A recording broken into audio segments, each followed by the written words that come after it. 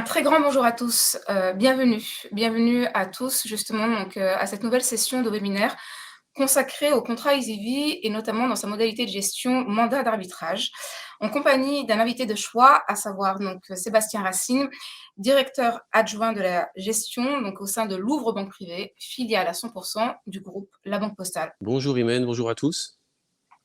Alors cette session est la vôtre, chers participants, donc n'hésitez absolument pas à poser vos questions.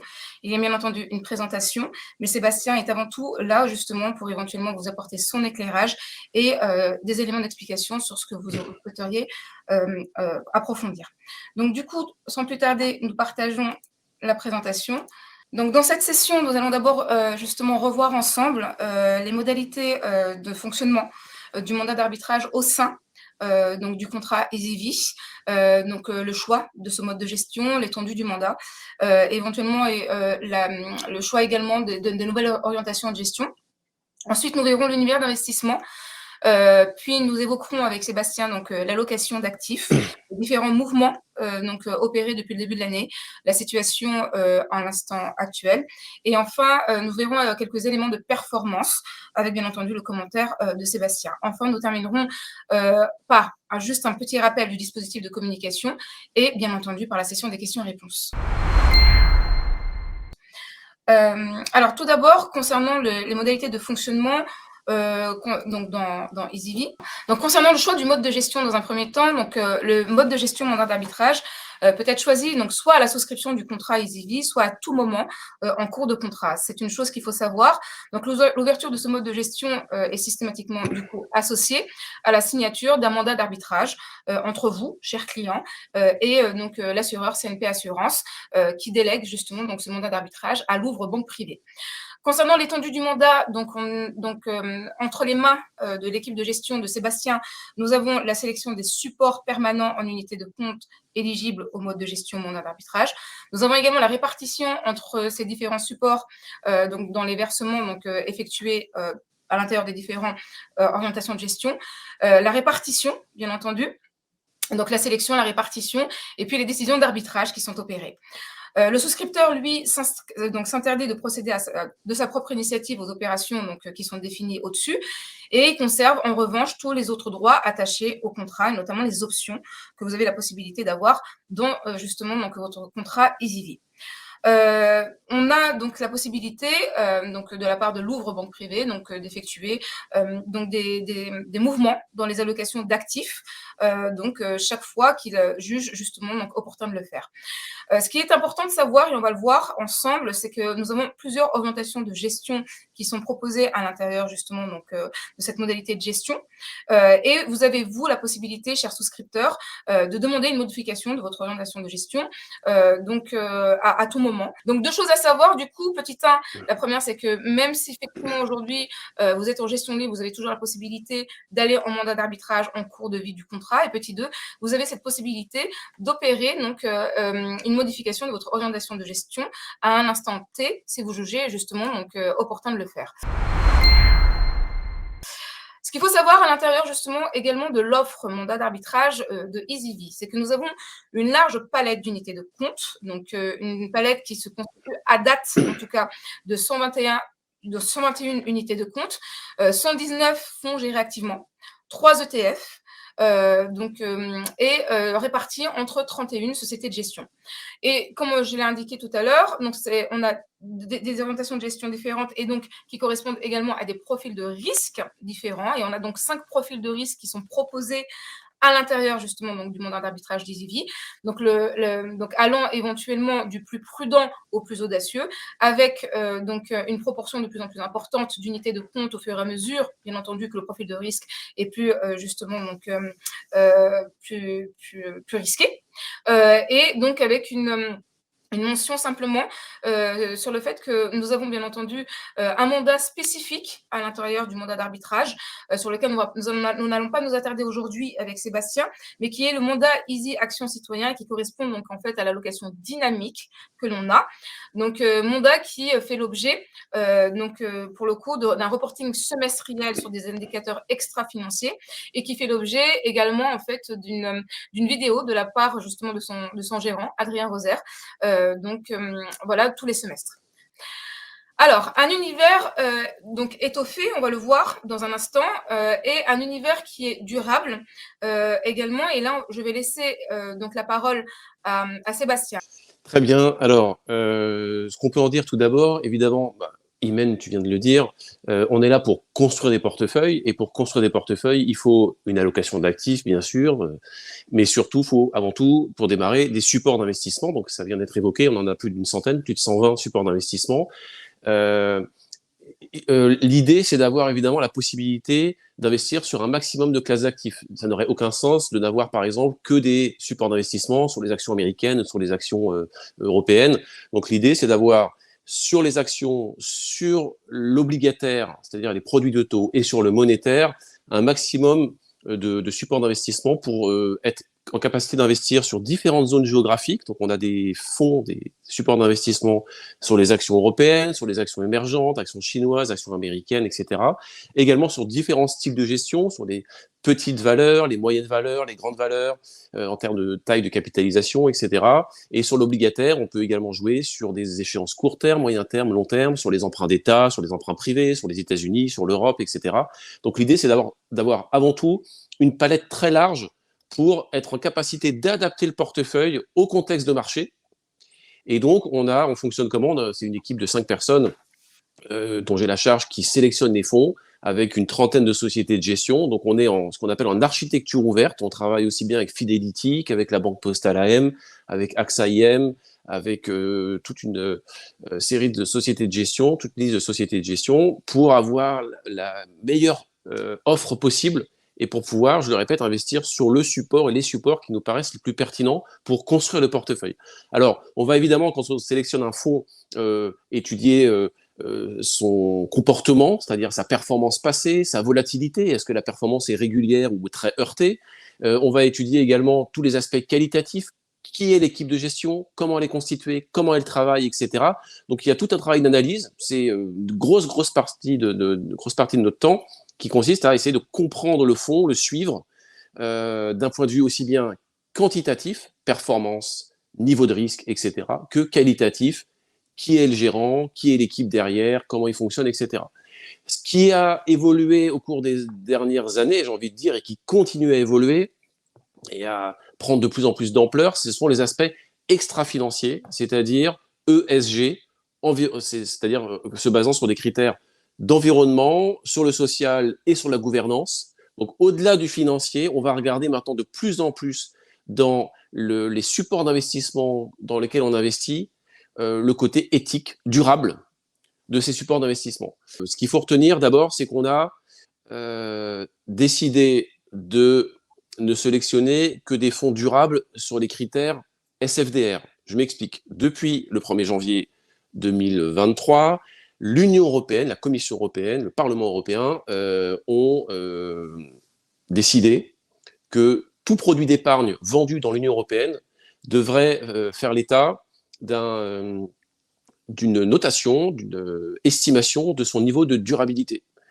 Ce qui fait que, en tant que client, d'ailleurs, quel que soit l'assureur ou le produit financier dans lequel vous voulez investir, que ce soit en gestion libre ou en gestion sous mandat, en mandat d'arbitrage où vous nous déléguez le choix des investissements, vous avez un questionnaire qui vous demande est-ce que vous êtes plus ou moins adepte et plus ou moins sensible à la durabilité, à l'investissement ESG, à l'investissement durable.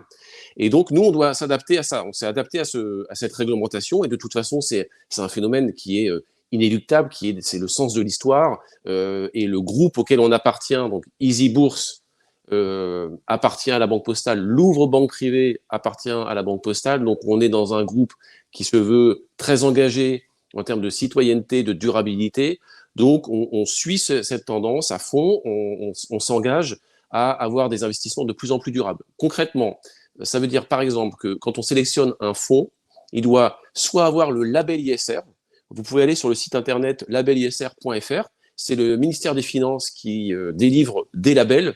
Il y a à peu près 8 ou 900 fonds aujourd'hui commercialisés en France qui ont le label ISR. Donc, soit le fonds a le label, ou alors, s'il n'a pas le label, il faut qu'il ait au moins 3 globes Morningstar. Là aussi, vous pouvez aller sur le site internet morningstar.fr, vous tapez le code du fonds et vous allez voir que en termes de durabilité, il aura 1, 2, 3, 4 ou 5 globes. Un globe, il est très peu durable. L'investissement est peu sensible à l'environnement, au social, à la gouvernance. Et 5 globes, le fonds est très durable, très sensible à ces critères de durabilité. Donc, vous l'avez compris, soit le label, soit au moins 3 globes, puisqu'on exclut 1 et 2 globes. Donc, il nous faut 3, 4 ou 5 globes Morningstar. Et en plus de ça, la réglementation européenne que je mentionnais tout à l'heure a décidé de classer les fonds en fonction également de leur durabilité sur 3 niveaux. C'est ce qu'on appelle les articles. Alors, je suis désolé, c'est pas très, forcément toujours très explicite. Article 6, article 8, article 9.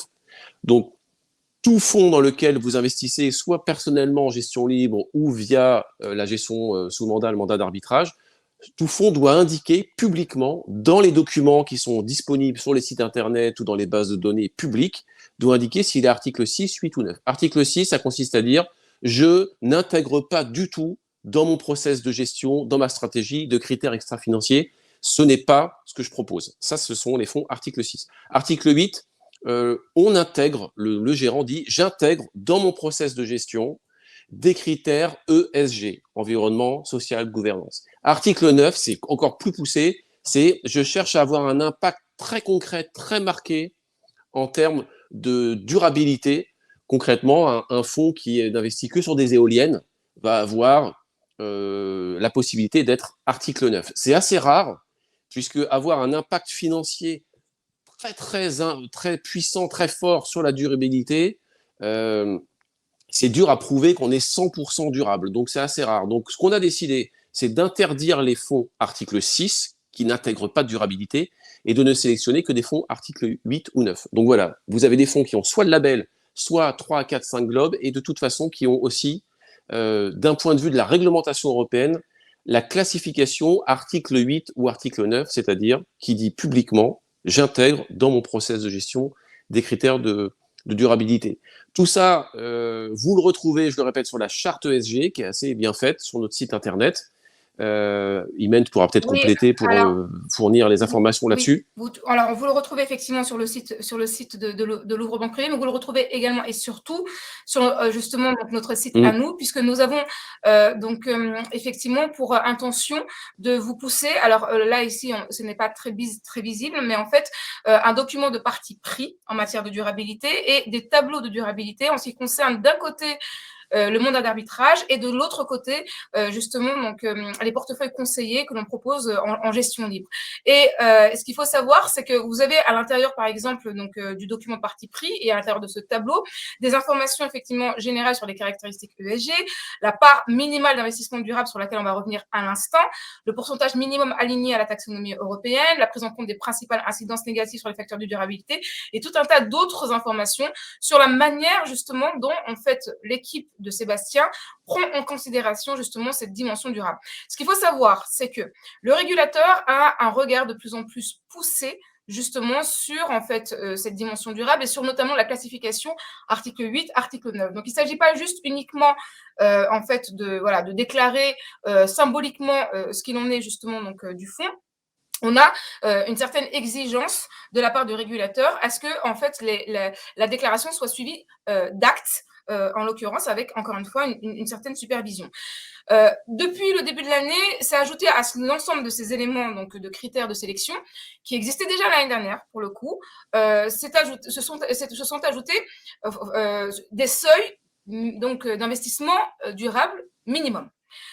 Et donc, ont été associés à chacun des mandats, donc en fait, que l'on a aujourd'hui dans EasyV, un seuil d'investissement durable minimal qui va de 15% pour justement le seuil le plus bas à 40%, alors j'ai mis 45, pardonnez-moi, c'est 40% en ce qui concerne justement donc, le mandat le plus vert que l'on a à vous proposer, à savoir le mandat Easy Action Citoyen. Un mot là-dessus, sur justement cette part d'investissement durable minimum. Sébastien. Oui, alors, du coup, c'est assez complexe, ça fait beaucoup d'informations à digérer, mais effectivement, en plus de tout ce que je viens de dire, s'ajoutent maintenant non pas des critères binaires, c'est-à-dire article 6, je sélectionne pas, article 8, je sélectionne, le label ISR, c'est je sélectionne, pas de label ISR, je sélectionne pas. S'ajoute à ça une mesure, donc, cette fois-ci, non pas binaire, mais quantitative, avec des seuils, ce qui vient d'être mentionné, c'est-à-dire que chaque support d'investissement, et là aussi, quelle que soit la solution d'investissement que vous allez choisir, à partir du moment où vous êtes sur un produit qui est vendu dans l'Union européenne, de toute façon, cet investissement doit déclarer publiquement le seuil minimum de durabilité.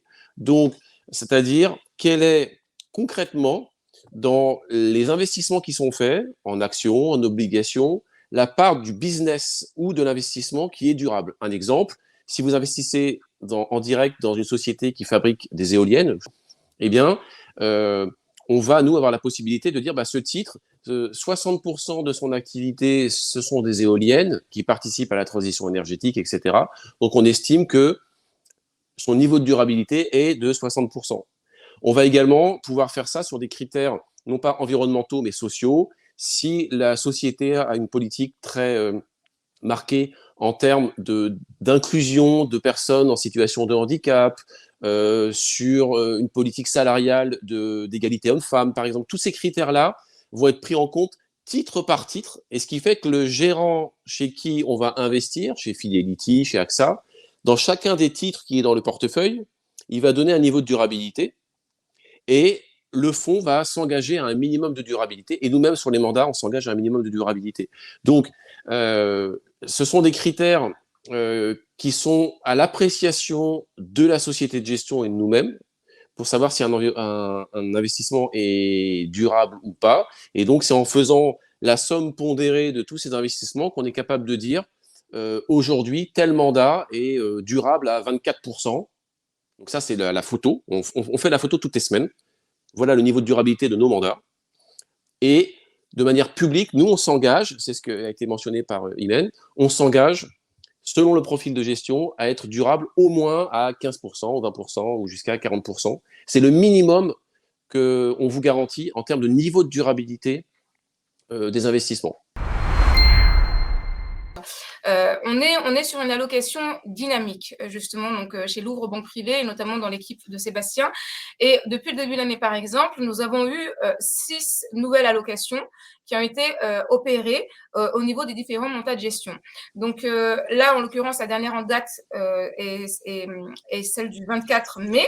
Et donc, peut-être un commentaire sur justement les différents mouvements opérés depuis le début de l'année, Sébastien? Oui, alors ces mouvements, évidemment, ils traduisent nos anticipations de ce qui va se passer sur les marchés. Donc, pour planter le décor, avant d'entrer un peu plus dans le détail sur ce qu'on a fait dans les portefeuilles, pour planter le décor et notre scénario, comment on voit les choses, bon, le thème numéro 1, ça nous aura pas échappé depuis quelques mois maintenant, même depuis fin 2021 en fait, mais surtout depuis début 2022, c'est le thème de l'inflation. En fait, l'économie mondiale est en train de subir depuis plus d'1 an un choc inflationniste qu'on n'avait pas vu depuis très longtemps. Il s'explique, pour aller très vite, pour 3 raisons, si je prends l'Europe. La première, c'est la réouverture après le Covid. Les États et les banques centrales ont mis énormément d'argent dans l'économie au moment du Covid, en pensant qu'on allait rester confiné et que l'économie allait rester fermée beaucoup plus longtemps que ça. Et finalement, en fait, le vaccin contre le Covid a été trouvé assez facilement. Et par rapport à ce qui était imaginé par les gouvernements et les banques centrales il y a 2-3 ans, la réouverture est allée plus vite que prévu. Donc, ce qu'on constate aujourd'hui, c'est la première raison de l'inflation, c'est qu'il y a eu tellement d'argent public mis dans le circuit aux États-Unis, en Europe, et même en Chine et, et au Japon, par exemple, dans les grandes économies développées, qu'au moment où on a réouvert l'économie, il y a eu une surchauffe très très forte de l'économie mondiale, et ça, c'est inflationniste. Au même moment, vous aviez des problèmes de chaîne de production, puisque tout n'a pas redémarré comme il fallait. Je caricature un peu, mais en gros, on réouvre, tout le monde veut prendre l'avion. Le problème, c'est que il manque de la main-d'œuvre, qu'il manque des avions parce que les chaînes de production ont été perturbées, etc. Donc tout le monde veut voyager au même moment. les chaînes de production ne suivent pas, donc vous avez un choc et un déséquilibre offre-demande qui font que sur beaucoup de secteurs d'activité, on a eu un choc de prix à la hausse. Hein, quand il y a plus de demandes que d'offres, les prix montent. Donc c'est vraiment la surchauffe de l'économie après la réouverture du Covid qui fait qu'en Europe, aux États-Unis, on a eu de l'inflation. C'est ajouté à ça la deuxième couche, et en Europe, on n'a pas eu de chance, c'est l'invasion de l'Ukraine par la Russie qui a créé à partir de février 2022 un choc énergétique avec le prix du gaz qui s'est envolé et de l'électricité, et qui ensuite se répand partout. Hein. On a tous vu des reportages ou lu des articles sur ces entreprises ou ces agriculteurs, par exemple, qui devaient chauffer des serres pour des tomates et qui, au final, voient leur facture s'envoler. Donc ça, c'est le deuxième choc inflationniste. Et le troisième qu'on constate, surtout en Europe depuis quelques temps, c'est ce qu'on appelle, c'est un terme que j'ai découvert récemment, l'exclusflation, c'est-à-dire que les acteurs économiques, en gros, les entreprises et les distributeurs, disent, écoutez, tous les journaux parlent, partout on lit inflation, inflation, inflation, autour 7%, 7%. Bon, j'ai pas subi de choc d'inflation sur les coûts, mais je vais profiter du contexte, puisque de toute façon, tout le monde parle d'inflation, je vais augmenter mes prix dans les mêmes proportions, pourquoi j'en profiterais pas? Donc on a ce phénomène-là qui s'est enclenché. Surchauffe économique, le choc énergétique avec le Covid, avec l'Ukraine, et ce contexte où pourquoi moi j'en profiterais pas en tant que vendeur, je vais augmenter mes prix puisque tout le monde le fait. Donc pour calmer ça, et ça aussi c'est vieux comme le monde, les banques centrales sont là. Qu'est-ce qu'elles font? Elles doivent calmer la machine, refroidir l'économie, et pour ça la meilleure méthode c'est de monter les taux d'intérêt. Donc on a vécu depuis très longtemps, ça ne vous aura pas échappé si vous avez des placements même sur des livrets A ou des fonds euros, dans un monde de taux très très bas. C'était sympa quand on voulait acheter un appartement parce qu'on avait des taux très bas, beaucoup moins sympa quand on voulait placer sur des produits sans risque, on n'avait pas de rémunération. Donc là, les banques centrales ont dit, face à ce choc inflationniste, il faut que je fasse baisser la croissance économique, ça va trop vite. Donc on augmente les taux d'intérêt, et comme ça, les agents économiques ont plus de mal à aller faire un prêt pour changer sa voiture, acheter un nouvel appartement, ou pour une entreprise pour agrandir son usine. Les taux montent, donc ça refroidit l'économie. En plus de ça, les placements, on se dit, tiens, les placements aujourd'hui rapportent 3-4% sans risque, bon, je vais épargner un peu plus. Donc c'est en train de fonctionner, et donc ce qu'on constate depuis quelques mois maintenant au niveau mondial, c'est voulu, c'est que l'économie est en train de ralentir progressivement aux États-Unis, en Europe, c'est voulu par les banques centrales, et l'économie, elle, donc qui ralentit, fait que l'inflation commence à ralentir aussi. On a le pétrole qui était monté à plus de $100 qui a baissé, le gaz également qui baisse doucement, le prix de certaines matières premières. Donc ça, c'est le contexte. Une économie en surchauffe qui est en train de ralentir volontairement, c'est ce que veulent les banques centrales, et l'inflation qui est doucement en train de revenir.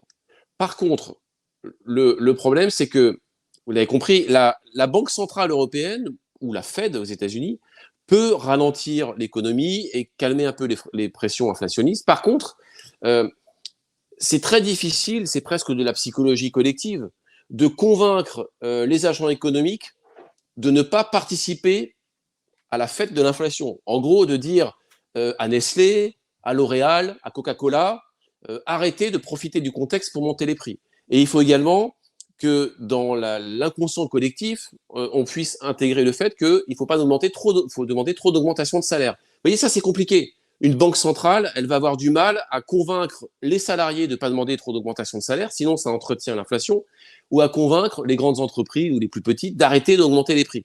Donc on a des incertitudes là-dessus. C'est pour ça qu'on est plutôt prudent depuis maintenant quelques mois. Alors on a plutôt bien profité de la forte hausse du marché, parce qu'en janvier, ça a quand même bien fonctionné. Depuis octobre, les marchés montent assez fortement, puisqu'on s'est rendu compte que l'Europe avait très bien traversé l'hiver. Rappelez-vous, on disait, oh là là, on n'aura pas de gaz, pas d'électricité, on va fermer toutes les usines, la catastrophe. Finalement, on a bien géré le truc, et on a passé le choc lié aux matières premières plutôt bien. Il n'y a pas eu de coupure de courant, et on a eu la chance d'avoir un hiver doux également en Europe. Donc tout ça s'est plutôt bien passé. Le marché l'a intégré. À partir d'octobre, les marchés ont monté. Donc on était plutôt bien investi en janvier, février. On a bien profité de la hausse. Depuis mars, on a réduit un peu la voilure, on a réduit un peu le niveau de risque, parce qu'on estime que le marché peut-être est un peu trop optimiste en disant c'est bon, l'inflation et le problème est à peu près réglé, les banques centrales vont réussir à calmer le jeu. Pourquoi? Parce que on pense que ces aspects un peu de psychologie collective, c'est-à-dire les entreprises qui montent leurs prix pour profiter du contexte, et les salariés qui demandent des augmentations de salaire, parce que là aussi il y a un contexte qui participe, on n'est pas convaincu que ça c'est terminé, surtout en Europe. Donc, on est un petit peu plus prudent depuis le mois de mars. Ça veut dire quoi? Ça veut dire qu'on a un petit peu plus de liquidité et un peu moins d'action que ce qu'on pourrait avoir. Si on prend un EasyV Action 75, par exemple, qui est en moyenne à 75% d'action, aujourd'hui, on était tombé à 68, on est remonté en début d'année dernière, on est aujourd'hui plutôt autour de 70%. Donc, un petit peu moins d'action que ce qu'on fait d'habitude. Et puis, on a également décidé récemment de couper un petit peu les actions chinoises, émergentes en général, des pays émergents. Donc ça a été réduit parce que la réouverture chinoise est un peu décevante. Vous savez qu'ils ont été confinés beaucoup plus longtemps que nous. Ils avaient une stratégie zéro Covid depuis 3 ans. Et ça a été abandonné par le gouvernement, cette stratégie, depuis novembre. Donc, ils ouvrent tout, open bar. Donc, on s'est dit, c'est bon, ça va repartir très vite. Et finalement, contrairement à ce qu'on avait anticipé, là-dessus, on s'est trompé, l'économie chinoise, évidemment, redémarre, mais pas si vite qu'attendu. Donc, le marché action chinois et les émergents en général n'ont pas rebondi tant que ça. En plus de ça, vous avez tous les problèmes géopolitiques, puisqu'on a des tensions commerciales assez fortes entre les États-Unis et la Chine. Ça va continuer. Hein. Le fait que Trump soit parti et remplacé par Biden, Biden est plus policé, mais il est tout aussi ferme, si ce n'est plus, avec les Chinois sur le risque de transfert technologique, d'impérialisme sur les technologies, sur le militaire, etc. Donc, on a ce contexte géopolitique qui n'est pas forcément très voilà, encourageant pour aller investir massivement sur les actions chinoises et les pays émergents. Donc, du cash dans les portefeuilles, réduction du poids des pays émergents. En revanche, on est assez opportuniste, c'est-à-dire si les marchés continuent de baisser, ils baissent depuis 3-4 jours, on est plutôt content, entre guillemets, plutôt à l'affût, puisque on a un peu de liquidité pour pouvoir réinvestir. Donc l'idée, mon discours, il n'est pas négatif, il est de dire le marché s'est un petit peu emballé en disant l'inflation c'est terminé, on pense que ça peut encore continuer un petit peu et qu'en Europe, la Banque centrale elle peut continuer à monter les taux pour calmer le jeu. Donc le marché est peut-être un peu trop optimiste là-dessus. Si jamais les anticipations du marché reviennent sur ce que nous on attend, c'est-à-dire que l'inflation n'est pas tout à fait terminée, le marché va continuer de baisser un peu et là il y aura des points d'entrée. Donc on est à l'affût pour acheter, utiliser le cash. Quand je vous disais qu'un action 75 était aujourd'hui investi à 70% en actions, si ça continue de baisser, on va monter, notamment en achetant des actions américaines et européennes. C'est ce qu'on voudrait faire. Mais on est un petit peu gourmand, on voudrait que ça baisse un peu plus pour pouvoir saisir des opportunités à l'achat, puisque à plus long terme, le contexte est quand même, selon nous, plutôt positif pour les classes d'actifs risquées. Donc voilà, opportuniste, on est à l'affût pour investir sur les actions si ça continue de baisser un petit peu. Et sur la partie obligataire, donc là, ça concerne les actions 50 et les actions 75. Vous avez une partie du portefeuille qui est investie sur des produits de taux. Et là, on a décidé, après l'horrible année 2022, puisque qui dit choc d'inflation, dit, vous l'avez compris, les taux d'intérêt ont beaucoup monté. Et quand vous êtes investi sur des obligations, c'est très important hein, pour les clients qui sont investis sur des profils Easy Action 50 ou 75, vous avez une partie investie sur des produits de taux. Quand vous investissez sur des produits de taux, quand les taux d'intérêt montent, le prix de l'obligation baisse, le prix de l'actif dans lequel vous êtes investi baisse d'abord, avant que les rendements, les coupons qui sont versés permettent de rattraper la baisse. Donc c'est ce qu'on a vu en 2022, où on a eu un choc comme on a rarement vu sur l'obligataire. Les taux se sont envolés, donc le prix des obligations a beaucoup baissé. Et là, on a saisi, c'est là aussi des points d'entrée. Donc, depuis le début d'année, on a augmenté le poids des obligations donc des produits de taux, parce que le prix avait beaucoup baissé, parce qu'aujourd'hui, on a enfin un peu de rendement. Quand vous achetez aujourd'hui un emprunt d'État américain, français, on a du rendement. Et ce qu'on a fait beaucoup, c'est des emprunts privés, c'est-à-dire des fonds comme, il y a un fonds de chez Goldman Sachs, par exemple, qui a été renforcé, ou de chez Ostrom sur le crédit. Là, les emprunts privés, c'est de la dette qui n'est pas émise par des États, mais par des entreprises. C'est un peu plus risqué, mais qui dit plus risqué, dit plus de rendement. Et donc, ce sont des fonds dans lesquels vous avez des émissions obligataires, donc de la dette d'entreprise. Et là, vous commencez à avoir des rendements qui sont sympas.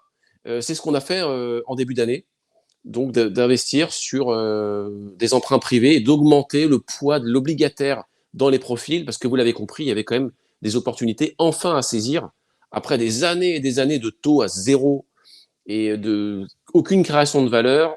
Après le choc de 2022, on a profité de points d'entrée sympas sur la partie obligataire.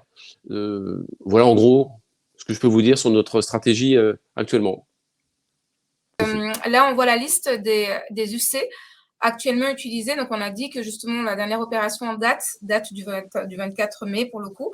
Et donc, si on reprend effectivement l'ensemble des UC utilisés dans l'ensemble des mandats d'arbitrage, donc on a aujourd'hui cette liste en fait qui donne un panorama d'ensemble qui rend compte à la fois de la performance financière et, comme on l'a dit, de la performance extra-financière. Est-ce que veux-tu nous dire éventuellement, ou qu'est-ce que tu aurais à nous dire éventuellement sur cette liste d'unités de compte? On monte une trentaine d'unités de compte aujourd'hui. Donc, on a dit 20 UC actions, 8 UC obligations et 2 UC monétaires. Est-ce que tu aurais éventuellement une remarque, un commentaire à faire là-dessus? Ce qu'on peut voir, c'est qu'il y a une certaine diversification. C'est ce que je mentionnais en introduction. Évidemment, l'idée, c'est pas de mettre tous les œufs dans le même panier. Donc, vous avez sur la partie action les différentes zones géographiques. Vous avez sur la partie obligataire aussi bien des emprunts d'État que des emprunts privés. Et sur le monétaire, qui est la classe d'actifs la plus sûre, qui rapporte aujourd'hui 3,25% par an garantie, c'est la partie monétaire, 2 unités de compte également. Ce que je veux mentionner également, c'est que par rapport à ce qu'on pouvait faire il y a un an, on a fortement intégré les critères de durabilité qu'on a mentionnés tout à l'heure. Donc, par exemple, dans les mouvements qui ont été faits en début d'année, je ne l'ai pas mentionné, certains fonds, actions et obligataires, article 6, donc, qui se déclaraient non ISR, non-investissement socialement responsable, qui déclarait publiquement « nous n'intégrons pas les critères extra-financiers dans notre process de gestion ». Donc tout ça a été vendu. Donc la liste que vous avez sous les yeux est beaucoup plus durable que celle qu'on aurait pu avoir il y a un an par exemple, ou même 6 mois. Et d'une part, parce qu'il n'y a que des fonds articles 8 et 9, ou avec le label et les globes, etc., ce que je mentionnais tout à l'heure. Et puis, des niveaux de durabilité assez élevés qui vont certainement continuer à s'améliorer. Donc, on est en train de travailler, on continue à travailler sur une évolution de cette liste et elle évoluera encore pour intégrer à la fois du financier, et vous l'avez compris, et de l'extra-financier. Donc, si on se revoit dans 6 mois ou dans un an et qu'on présente la même liste, elle sera certainement encore plus durable et plus verte qu'elle ne l'est aujourd'hui. Donc, diversifiée géographiquement en termes de classes d'actifs et de plus en plus durable, puisque c'est le sens de l'histoire. Justement, sur cette première partie d'année, en fait, on est sur plus d'une trentaine d'UC en fait, en mandat d'arbitrage qui ont été retirés de l'univers de CNP pour le coup, avec parallèlement pour l'instant 5 entrées et une nouvelle société de gestion. Par exemple, donc Thread Needle, avec un fonds sur les small caps américaines, que justement vous avez également demandé en référencement. Donc, vous êtes vraiment à l'affût, à la fois bien entendu des classes d'actifs intéressantes, mais également des sociétés de gestion, intéressantes et qui peuvent faire du coup leur apparition dans notre univers d'investissement. Effectivement, donc c'est notre travail quotidien. Donc en permanence, on fait évoluer cet univers d'investissement. On a encore présenté 5 nouveaux fonds la semaine dernière, donc ils vont arriver. Il faut un peu de temps, hein. Vous savez, il y a tout un processus réglementaires, etc. Donc, Imen, tu vas bientôt recevoir à nouveau des référencements pour 5 nouvelles unités de compte qui vont intégrer la liste, à la fois pour des critères financiers, des fonds qui sont bien gérés, et pour des critères extra-financiers qui sont de plus en plus durables. Voilà, donc c'est notre Donc quotidien. une réactivité du coup à la fois dans les mouvements, donc au niveau de la location, on a vu 6 mouvements, donc encore une fois depuis le début de l'année, donc ce qui est relativement significatif, et une réactivité également donc au niveau justement donc de la sélection donc des UC, aussi bien donc en retrait qu'en ajout pour éventuellement profiter des opportunités d'investissement. Du coup, peut-être pour terminer, avant de passer à la session des questions-réponses, un mot rapide sur les performances à l'issue du premier trimestre de l'année. Des performances bien donc qui sont au rendez-vous pour le coup. Et donc, qu'est-ce que tu aurais à nous dire là-dessus, Sébastien? Alors, je les ai même au 30 avril. Alors, ils sont. Selon le moment où le client est arrivé, évidemment, elles peuvent être différentes, mais un client qui était là au 31 décembre 2022 et qui fait une photo au 30 avril 2023, sur la partie que nous, on gère, donc la partie en gestion sous mandat, en mandat d'arbitrage, le Easy 50 est autour de entre plus 6,5 et plus 7. Je n'ai pas encore les chiffres définitifs, mais on est autour de plus 6, plus 7. Le 75 est entre plus 7 et plus 8. Et le 95 est entre plus 9 et plus 10. Donc, on a bien profité de la hausse des marchés actions, hein, vous l'avez compris, ce que je disais en introduction, le contexte était plutôt favorable au marché actions après une année 2022 difficile. Donc, on a voilà, réussi à tirer parti de ce contexte porteur. Et puis, alors si vous comparez au CAC 40, je réponds déjà à une de votre question, on a tendance parfois à comparer des performances actions au CAC 40. Alors le CAC 40, on ne l'utilise pas du tout comme indice de référence, puisqu'il est quand même très typé. D'abord, il est évidemment 100% français, ce sont des actions françaises, et surtout, il a des biais extrêmement marqués en termes de secteur, puisque le poids du luxe, par exemple, et on peut s'en féliciter collectivement, puisque c'est l'une des grandes forces de l'économie française, c'est d'avoir cette capacité à avoir créé des leaders mondiaux du secteur du luxe, Kering, LVMH, bien sûr, Hermès, L'Oréal dans une moindre mesure, qui est une branche luxe. Donc ce sont des poids énormes dans le CAC 40 qui font que quand le luxe va bien, et c'est le cas depuis un petit moment maintenant, le CAC 40 surperforme, et quand le luxe va un peu moins bien, le CAC 40 sous-performe. Donc, si on se compare à des grands indices actions internationaux, nous on investit, vous l'avez compris, non pas sur la France, mais sur le monde entier, sur la partie actions et la partie obligataire. Donc il faut plutôt se comparer à des indices type MSCI World, donc les indices mondiaux, et on est en ligne avec ces indices, malgré le fait que depuis quelques semaines, on est un petit peu plus prudent dans les portefeuilles. Donc on a malgré tout bien pris la hausse des marchés actions internationaux, et pas du CAC 40, et on est, vous l'avez compris, à l'affût pour pouvoir profiter d'opportunités et remettre du risque dans les portefeuilles à la moindre baisse. Vous rappelez que nous avons un dispositif de communication client étoffé, puisque donc en ce qui concerne en tout cas la gestion donc sous mandat, donc ou le mandat d'arbitrage plutôt chez EasyV, vous êtes notamment sur 2 modalités d'information récurrentes. La première concerne la note d'information trimestrielle, justement donc qui vous est envoyée et qui est mise en avant sur le site donc easybourse.com, qui rend compte pour le coup de la toile de fond macroéconomique et financière, et qui justement donc également fait un bilan, comme on vient de le faire, des mouvements sur le trimestre en question, ainsi que justement donc sur les UC utilisés à la fin du trimestre considéré. Note d'information et là webinaire pour le coup, webinaire en direct, et on souhaiterait justement maintenir ce direct avec vous de manière à ce que vous puissiez poser vos questions et demander en fait à nos interlocuteurs, donc Sébastien en l'occurrence, donc des éléments d'approfondissement qui vous intéressent tout particulièrement et pas uniquement justement donc orientés de notre côté. Passons à la session des questions-réponses, Sébastien. Dans un premier temps, on nous demande quelle est la différence, quels sont les avantages plutôt du mandat d'arbitrage à l'intérieur d'EasyV comparativement à la gestion libre. Si tu avais éventuellement à nous évoquer justement les avantages du mandat d'arbitrage, qu'est-ce que tu aurais à nous répondre, Sébastien? Alors, j'en vois deux principaux. D'abord, c'est que vous déléguez complètement les choix d'investissement.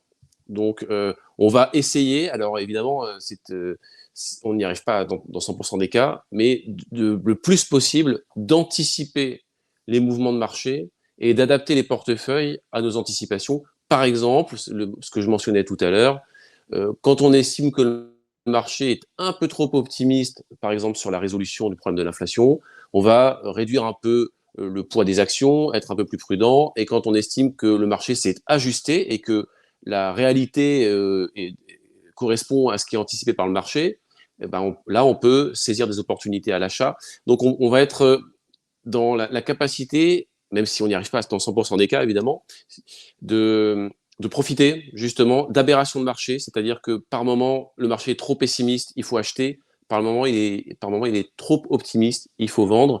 Ça vaut pas seulement sur le poids des actions, ça vaut aussi sur certaines classes d'actifs, c'est-à-dire, bah voilà, est-ce que au bout d'un moment, vous voyez, tout à l'heure, je vous parlais du marché chinois, le marché action chinois, il va redevenir intéressant et peut-être que le marché va finir par être trop pessimiste,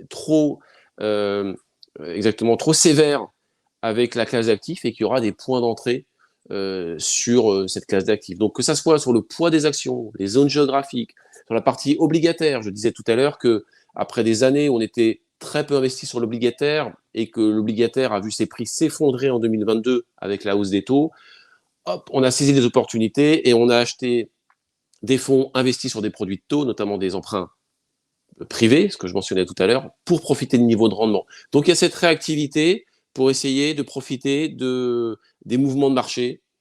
Et l'autre avantage, c'est que vous avez un suivi des supports d'investissement. C'est-à-dire que si en direct, vous décidez d'investir sur un fonds de chez Fidelity, de chez la Banque Postale AM ou chez de AXA IM, il est possible qu'il se passe un événement, que le gérant démissionne, qu'il y ait un problème dans la gestion du fonds.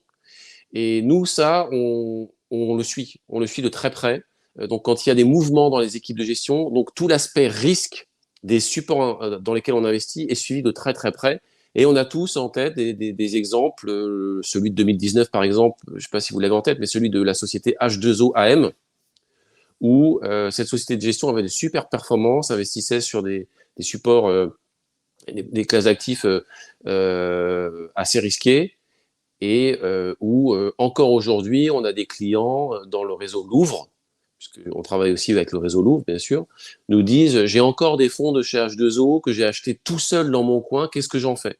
Nous, on en avait en gestion sous mandat. Le jour où on a eu un doute, tout a été vendu, c'était en 2019, tout a été vendu instantanément. Donc, parfois, on se trompe, on se dit, ah, on a un doute, on vend, et finalement, il ne s'est rien passé, c'est pas grave, mais on a, au-delà de la réactivité qu'on essaye d'avoir dans les portefeuilles, dans la construction, c'est un suivi de tout ce qui se passe sur les supports d'investissement. Quand vous investissez dans des fonds, vous déléguez la gestion à quelqu'un d'autre. Vous-même, si vous êtes en mandat d'arbitrage, c'est Louvre Banque Privée qui va construire les portefeuilles, vous la déléguez à nous-mêmes, et nous-mêmes, comme on investit dans des fonds gérés par d'autres gérants, Fidelity, AXA, la Banque Postale, etc., on doit évidemment suivre ça de très près puisqu'on est en délégation de gestion, et ça, pour un client particulier tout seul dans son coin, il faut avoir du temps pour le faire. C'est compliqué, enfin, ça peut être passionnant, hein. Moi, c'est mon métier, j'adore. Mon équipe fait ça toute la journée, et c'est un métier de passionné, donc on le fait parce que c'est notre métier, mais il faut avoir le temps. Et ça, c'est le deuxième avantage que je vois, c'est ce suivi de tout ce qui se passe dans les fonds. Et il est arrivé, par exemple, qu'un gérant démissionne. On apprend que le gérant démissionne, le fonds, il est vendu le lendemain. Parce que le gérant avait un poids énorme dans le process de décision. Parfois, c'est une équipe de 5 gérants qui gère un fonds. Quand il y en a un des 5 qui démissionne, on les interroge, on discute avec eux, et on peut garder le fonds. Vous voyez, il y a tous ces aspects aussi de suivi, de gestion du risque. Tout ça fait partie du service du gestion sous mandat. Alors, concernant la gestion du risque, il y a une question qui est posée sur la diversification des portefeuilles. Quelle est la ligne de conduite, justement, aujourd'hui, de ton équipe pour s'assurer de cette diversification? Dit autrement, est-ce que, par exemple, vous avez des seuils à ne pas dépasser sur une classe d'actifs donnée ou sur un émetteur donné ou sur un fonds donné? Donc, quels sont, grosso modo, justement, les garde-fous que vous avez pour assurer une diversification au niveau de vos portefeuilles? Oui, on a des services de contrôle des risques, de conformité également qui surveillent tout ça. La réglementation depuis tout ce qu'on a connu, la crise de 2000-2001 sur l'éclatement de la bulle Internet, la crise des subprimes en 2008, depuis l'affaire Kerviel, enfin, souvenez-vous de tout ça, la réglementation est devenue extrêmement contraignante, c'est pas le terme, mais en tout cas pointilleuse. Et donc aujourd'hui, les process se sont énormément renforcés depuis 10 ans et ça continue. Et donc, oui, on a énormément de garde-fous. On a recruté énormément de personnes encore ces dernières années chez nous, banque privée, dans les services de contrôle des risques, de conformité, etc. Et donc, on a, alors j'ai pas le temps de tout vous lister, mais évidemment des seuils. Donc, par exemple, sur un Easy Bourse Action 50, le poids des actions peut évoluer entre 30 et 60%, par exemple. On ne sera jamais en dessous de 30, puisque le client qui a choisi un Easy Bourse 50 veut pas qu'on soit à 0% en action, parce que si ça monte, il va nous dire, attendez, je n'ai pas payé pour ça. Donc, on a des bornes sur les actions, des bornes sur la partie obligataire, entre X% et X%. Et puis, fonds par fonds, évidemment, on ne peut pas mettre 40% du portefeuille sur un même fonds. Donc, j'ai plus tous les seuils en tête, mais on peut pas, un fonds ne peut pas représenter plus de X% du portefeuille, donc on doit diversifier. En termes de société de gestion également, on ne peut pas avoir en portefeuille que des fonds de chez AXA ou de Fidelity. On a aussi un devoir de diversifier. Donc on diversifie un maximum et tout ça est très contrôlé par des services externes à la gestion sous mandat. On a régulièrement des visites de la Banque Centrale Européenne, qui était dans nos locaux encore depuis le début de l'année, de l'AMF, l'autorité des marchés financiers. Donc oui, tout ça est très surveillé, aussi bien en interne que par les autorités externes. Deux autres questions, éventuellement, afin de ne pas faire trop long. La première concerne justement donc, la conciliation performance financière et rating extra-financier. Est-ce que c'est difficile justement donc d'avoir les deux aujourd'hui dans l'industrie de la gestion d'actifs et notamment dans les fonds, dans l'univers que vous avez justement donc à votre disposition. Donc on a tendance à penser qu'effectivement, qui dit investissement durable dit donc amoindrissement en fait de la performance financière. Qu'est-ce que tu en penses? Qu'est-ce que l'expérience justement donc vous montre à vous qui tentez quand même justement de trouver les deux aspects? Alors, c'est une très bonne question. C'est très difficile d'y répondre puisqu'on a différentes études un peu empiriques, etc., et qui parfois montrent sont contradictoires. Mon sentiment, notre sentiment, c'est que sur le long terme, le fait d'intégrer des critères extra-financiers dans une gestion n'a pas d'impact. J'aurais tendance, si je devais me mouiller, à dire que sur le long terme, ça n'a pas d'impact sur la performance. En revanche, ça va ça va en termes de performance, je cherche le terme, induire, voilà, ça va induire un peu plus de volatilité par rapport aux indices classiques. Si vous comparez à un indice qui n'est pas ISR, qui n'est pas investissement socialement responsable, et que vous avez une gestion investissement responsable, par moment, ce biais durable va vous être profitable, et par moment, il va plus être profitable. Donc, on va avoir tendance à être un peu plus éloigné des grands indices classiques, qui ne sont pas du tout durables. Donc, ça induit un peu plus d'écart de performance, parfois à la hausse, parfois à la baisse. Donc, certaines années, c'est un peu mieux. Certaines années, c'est un peu moins bien. Sur le long terme, ça se lisse clairement. Ça, c'est le premier élément de réponse. Sur le long terme, ça se lisse. Ensuite, j'aurais tendance à dire quand même que ça paraît difficile d'imaginer qu'un investissement qui ne serait pas du tout durable, sur le long terme, peut être rentable. Vous voyez, parce que les clients, les clients, les consommateurs souhaitent de plus en plus de durable. Donc, vous voyez, une société qui dirait les droits de l'homme, la politique salariale, la motivation des salariés, le tri des plastiques, tout ça, je m'en fiche complètement, je fais la marge, la marge, la marge. On peut imaginer que nous, vous, moi, en tant que consommateur, on va avoir du mal à se sentir voilà, bah, conquis par ce discours.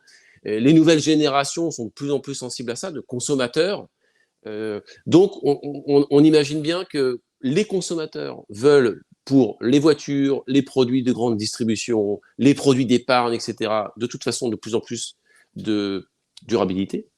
Et puis, les salariés, eux-mêmes, sont de plus en plus exigeants là-dessus. Une boîte qui dirait l'égalité homme-femme, l'inclusion des personnes en situation de handicap, le bien-être des salariés, je m'en fiche complètement et je paye tout le monde au lance-pierre pour augmenter la marge.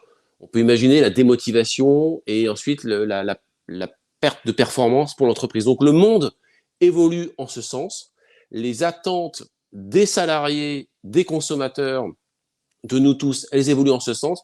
Une entreprise qui n'intégrerait pas ces aspects, je ne vois pas comment elle peut survivre dans le monde qui évolue à toute vitesse, de plus en plus vite. Regardez les nouvelles générations, comme elles exigent de plus en plus de prise en compte par les entreprises dans lesquelles soit elles vont travailler, soit dont elles vont acheter les produits, l'intégration de ces critères. Donc de toute façon, ça paraît inimaginable de ne pas sélectionner au final des émetteurs, des entreprises et donc des fonds d'investissement qui intégreraient ces critères. Donc voilà, ce que je peux en dire, ça paraît de toute façon inéluctable. Au-delà de la réglementation, c'est un phénomène mondial qu'on constate et je pense que ce serait destructeur de valeur de ne pas l'intégrer.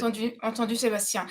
Aux deux dernières questions, je vais me permettre de répondre, donc notamment sur les frais et sur justement donc les modalités de fonctionnement du contrat, en montrant le site internet et en vous indiquant et